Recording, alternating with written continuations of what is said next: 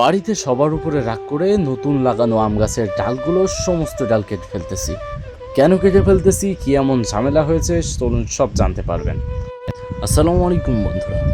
এই আম গাছগুলোর বয়স প্রায় 1.5 থেকে 2 মাস। 1.5 থেকে 2 মাস আগে খুব স্বপ্ন নিয়ে আম গাছগুলো লাগাইছিলাম যে পরের বছরে আমি এখান থেকে ফল হারভেস্ট করব। তারপর কেটে গেল 1 থেকে 1.5 মাস। তবে এই আম গাছগুলো কোনোভাবেই জুত করতে পারি নাই, কিংবা বলতে পারেন যে আম গাছগুলো বাঁচানোর অনেক চেষ্টা করলেও সেগুলো মরার মতো হয়ে যাচ্ছে।